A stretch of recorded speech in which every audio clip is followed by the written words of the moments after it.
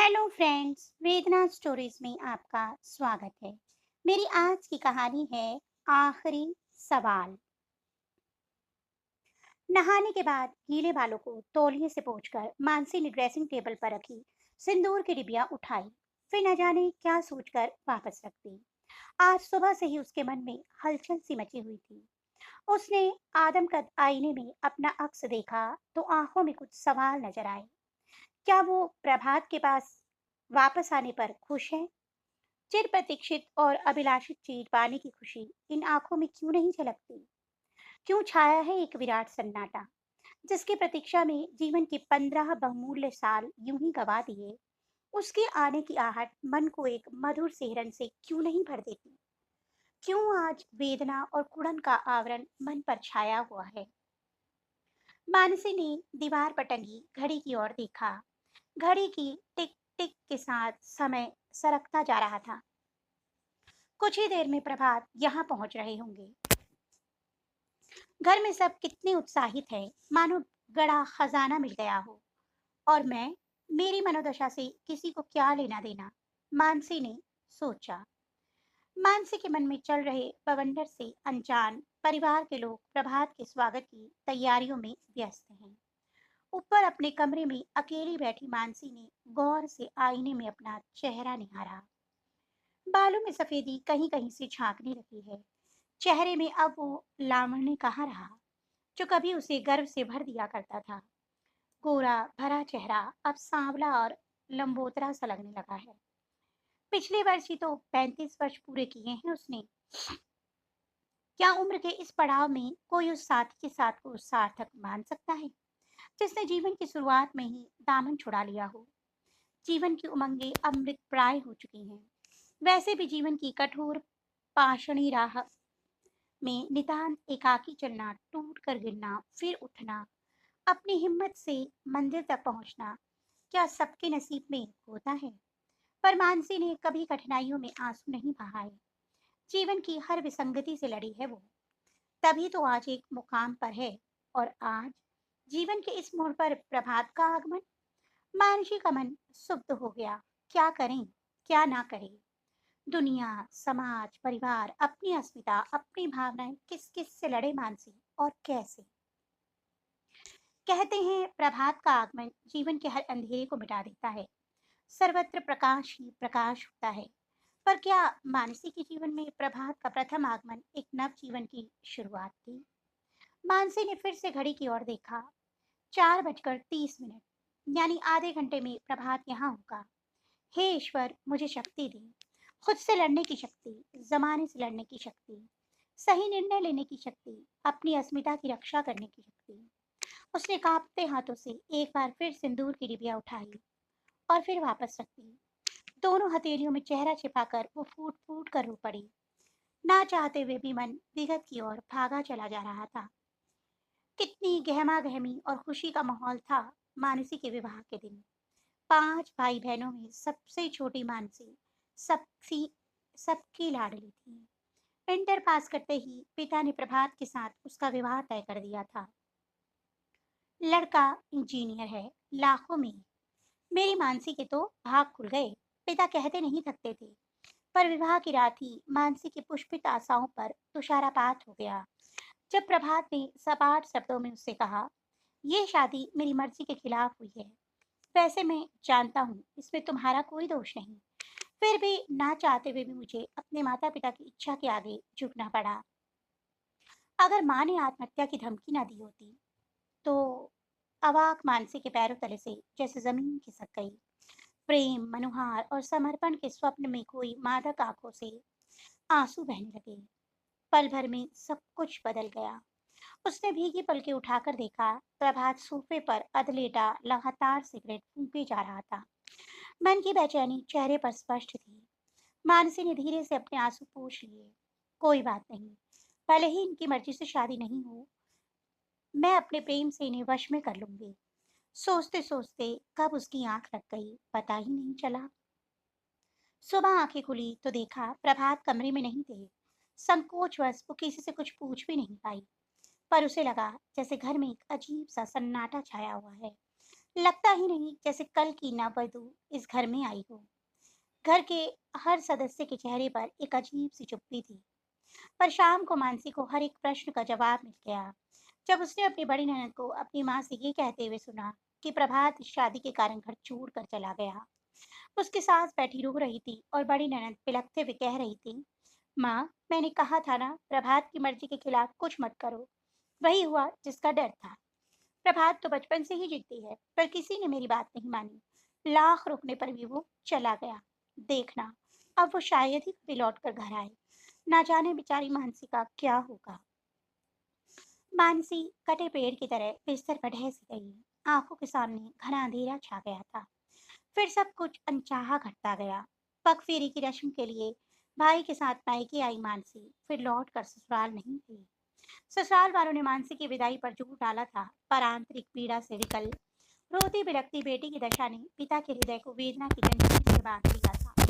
नहीं, मेरी मानसी अब तभी वहां जाएगी जब प्रभात आदर सम्मान के साथ उसे मारी जाएगा, अन्यथा नहीं। उन्होंने कहा तो मानसी के जेठ बेफर कर बोल पड़े थे। प्रभात का गुस्सा आज नहीं तो कल ठंडा ही हो जाएगा।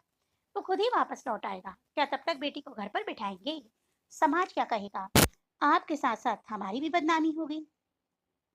मैं इन ओछी बदनामियों की परवाह नहीं करता। मानसी प्रभात के साथ ही वहां जाएगी। ये मेरा आखिरी फैसला है। कहते कहते मानसी के पिता क्रोध और वेदना की मिलीजुली अभिव्यक्ति के कारण हाँफ से उठे थे। इस घटना के बाद मानसी के जीवन में जैसे सुख का प्रवेश निषेध हो गया। जिंदगी कभी कभी ऐसा दर्द दे जाती है जिसे सह पाना बहुत कठिन होता है, और ये दर्द हथेली पर उगे उस फोड़े से कम पीड़ादायक नहीं होता जो अपने टीस से सर्वांग को सिहरा देता है। मानसी जानती थी कि जिंदगी बहुत बड़ी नियामत है। इसे यूं ही गवा देना अच्छी बात नहीं है, पर पीड़ा की अधिकता के कारण आंसू बेख्तियार आंसू से बहने लगे थे। उसे धैर्य बंधाती माँ भी फूट फूट कर रो पड़ती थी। बेटी को बार बार पति के पुनरागमन का विश्वास दिलाती माँ भीतर ही भीतर किसी अनहोनी की आशंका से भी कांप उठती थी। अगर प्रभात नहीं लौटा तो कैसे काटेगी मानसी पहाड़ जैसा जीवन? ये प्रश्न माँ के हृदय को वेदना से मथ डालता था। दरवाजे पर होने वाली हर आहट पर, हर दस्तक पे मानसी प्रभात को तलाशती रहती। मन बार बार कहता वो जरूर आएंगे, पर नियति को कुछ और ही मंजूर था। एक दिन मानसी को प्रभात का पत्र मिला। पढ़कर वो हतप्रभ रह गई। सारी आशाएं पल भर में मिट्टी के ढेर की तरह ढह गई। उसकी दशा ठीक उस पर कटे परिंदे की तरह हो गई जो उड़ने की अदम्य लालसा लिए पेड़ की डाल पर बैठा ही था कि बहेलिए ने उसके पंख कतर डाले। प्रभात ने बिना किसी संबोधन के लिखा था, मैं जानता हूँ तुम्हारे साथ अच्छा नहीं हुआ, पर मैं खुद को दोषी नहीं मानता। अपने भीतर समाहित मैं का भी कुछ मूल्य होता है या नहीं? मैं कहीं और शादी करना चाहता था, पर माँ के दबाव के कारण तुमसे शादी करनी पड़ी। क्या मुझे अपनी खुशियां पाने का हक नहीं? किसी भी दबाव से परे, किसी के हस्तक्षेप से अलग, जीवन को अपने ढंग से जीना ही आनंद है। हो सके तो मुझे माफ कर देना। मैं शायद तुम्हारे लिए बना ही नहीं था। तुम्हें पत्र लिखने का उद्देश्य यही है कि तुम आज भी स्वतंत्र हो। मैंने तुम्हें हर बंधन से मुक्त किया। मानसी गश खाकर गिर पड़ी। माँ ने उसके हाथ से चिट्ठी लेकर पढ़ी तो वो भी सन्न रह गई। इस अप्रत्याशित घटना से अवाक रह गए मानसी के पिता, और बड़े भाई क्रोध से भरे उसके ससुराल पहुंचे। चिट्ठी पढ़कर प्रभात के घर में भी सबको सांप सूंघ गया। दूसरे ही दिन मानसी और प्रभात के पिता मुंबई के लिए निकल गए, जहां एक फर्म में प्रभात कार्यरत था। पर निराशा ही हाथ लगी। एक सहकर्मी से पता चला कि प्रभात ने ये नौकरी छोड़ दी है और अपनी पत्नी के साथ कहीं और चला गया है। पत्नी के साथ? ये दूसरा वज्रपात था जिसे सुनकर मानसी के पिता संज्ञा शून्य से हो गए। किसी तरह घर तो लौट आए, पर सप्ताह भर के भीतर ही हृदयाघात से उनकी मृत्यु हो गई। बेटी की पीड़ा सहन करने में असमर्थ पिता ने दुनिया से ही विदा ले ली थी। मानसी पर तो जैसे दुखों का पहाड़ ही टूट पड़ा था। जिस पता जिस पिता की प्रेरणा से उसमें जीने की उमंग पैदा हुई थी, वो उसे मझधार में छोड़ गए थे। मानसी टूट गई थी। दुख और अपमान की पीड़ा का दंश सर्पदंश से कम होता है क्या? अपनी सारी पीड़ा को आत्मसात कर मानसी माँ की सेवा में लग गई थी। समय अपनी गति से चलता गया। धीरे धीरे 15 साल गुजर गए। उच्च शिक्षा प्राप्त करने के बाद मानसी स्थानीय कॉलेज में प्रवक्ता बन गई थी। दोनों भाइयों ने शादी करके घर बसा लिया था। इन 15 वर्षों में बहुत कुछ बदल गया था। सबकी जिंदगी एक ढर्रे पर गतिमान थी। पर मानसी, क्या क्या नहीं भोगा था उसने इन वर्षों में। तिल तिल कर जली थी वो। सब कुछ सहा था उसने। भाभीियों के व्यंग, ताने, भाइयों की अवहेलना, माँ की पीड़ा, नौकरानियों से भी बदतर स्थिति, समाज के लोगों की प्रश्नवाचक निगाहें जो उसके मन को तार तार कर देती थी। सब कुछ झेलती रही वो, उस दिन की प्रतीक्षा में जब उसे एक पहचान मिली। जिस दिन उसे कॉलेज में व्याख्याता का पद मिला, वो दिन उसके लिए अविस्मरणीय बन गया। उसने जिंदगी से जूझ कर अपनी मंजिल पाई थी।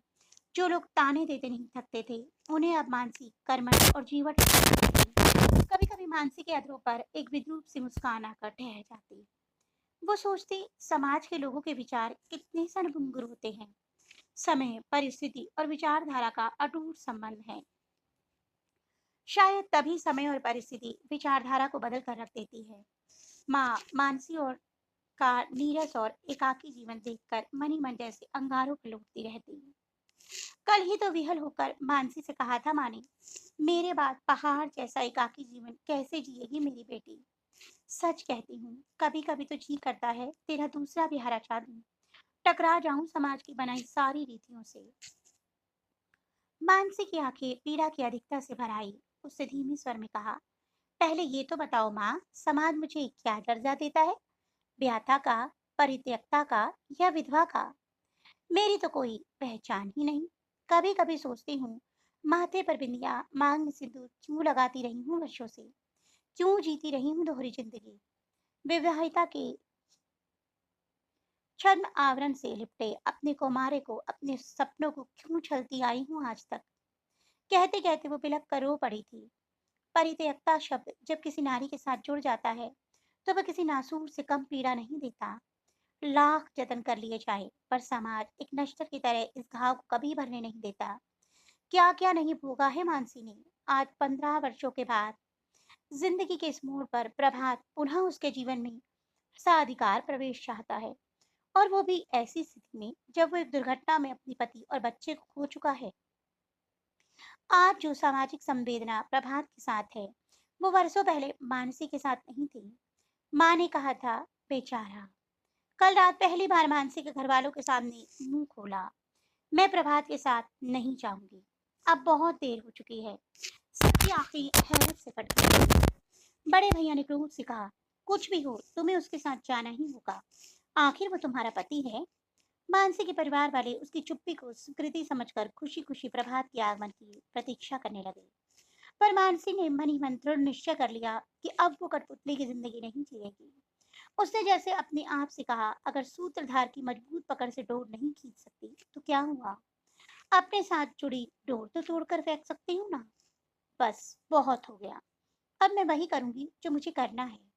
अपनी अस्मिता, अपने अस्तित्व और बाकौल प्रभात के मेरे भीतर समाहित मैं का भी तो कोई मूल्य है ना।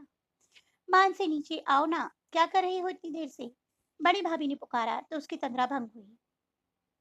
न जाने कब से वो ख्यालों में गुम थी। उसने अपनी सूनी मांग को देखा, फिर कुछ सोचकर ड्रेसिंग टेबल की दराज से सिंदूर की डिबिया निकाली और थोड़ा सा सिंदूर मांग में भर लिया। कितना आसान होता है पुरुष के लिए बंधन तोड़ देना, पर स्त्री का तो सारा वजूद ही सिंदूर की लाल रेखा के साथ बन जाता है। सिंदूर और भावना का बड़ा गहरा नाता है। भावना कोई खरपतवार नहीं जिसे सहज ही उखाड़ कर फेंक दिया जाए। भावना तो विशाल वट वृक्ष की तरह होती है, जिसकी जड़ें गहरे तक मन में जमी होती है। मानसी तैयार होकर नीचे हॉल में चली आई और नौकर से कहा, ऊपर जाकर मेरा सामान नीचे ले आ, और हाँ, एक टैक्सी भी ले आना। अच्छा, जाने को इतनी उतावली? अभी तक तो प्रभात आया भी नहीं है। छोटी भाभी ने चुहल की तो मानसी ने निर्विकार भाव भाव से कहा, माँ मैं जा रही हूँ, कॉलेज कैंपस में ही मुझे एक क्वार्टर मिल गया है। अब मैं वहीं रहूंगी। मैं जानती हूँ, ना तो ये मेरा घर है और ना प्रभात का। मैं अपने घर जा रही हूँ। और हाँ बड़े भैया, प्रभात आए तो कह दीजिएगा, मैंने तो उनके लिखे पत्र का अक्षरशः पालन किया है। अपने भीतर समाहित मैं का मूल्य ज्ञात है मुझे। कभी उन्होंने जिस बंधन से मुझे आजाद करने की बात कही थी, आज उसी बंधन से मैं उन्हें मुक्त कर रही हूँ। तेरा दिमाग चल गया है क्या? लोग क्या कहेंगे? बड़े भैया चीख पड़े। बेटी, सुबह का भूला अगर शाम को घर आ जाए तो उसे भूला नहीं कहते। माँ ने समझाना चाहा तो मानसी बिफर कर बोली, सुबह का भूला? सुबह और शाम के बीच 15 वर्षों का अंतराल नहीं होता माँ। उस अंतराल की वेदना, उसकी चुभन, उसकी कसक का हिसाब मुझे कौन देगा माँ?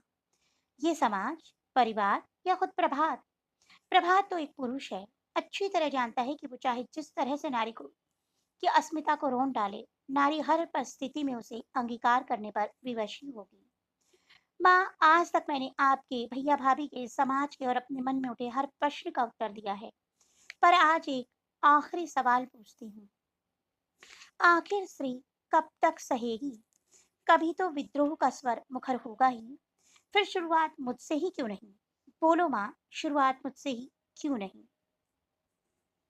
अपने आंसुओं को रोकने की नाकाम कोशिश करती हुई मानसी तेज कदमों से घर की दहलीज लांग बाहर चली आई।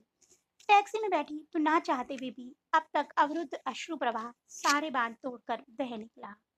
आंसू की हर एक बूंद एक ही सच्चाई को बयान कर रही थी कि नारी किसी भी बंधन को तोड़ना नहीं चाहती। हर बंधन में समा जाना ही तो नारित्व है। पर आज की नारी अपनी अस्मिता और अपने वजूद को अहमियत देती हुई हर बंधन निभाना चाहती है, इनकी कीमत पर नहीं। तो दोस्तों, आपको मेरी ये कहानी कैसी लगी और मानसी का फैसला भी कैसा लगा? अपने विचारों की प्रतिक्रिया कमेंट में अवश्य दीजिएगा। यदि आपको मेरी कहानी पसंद आई हो तो कहानी को लाइक कीजिए और चैनल को सब्सक्राइब करना मत भूलिए। जल्द ही ऐसी अन्य रोचक कथाओं के साथ आपको मिलती रहूंगी। तब तक के लिए बाय बाय।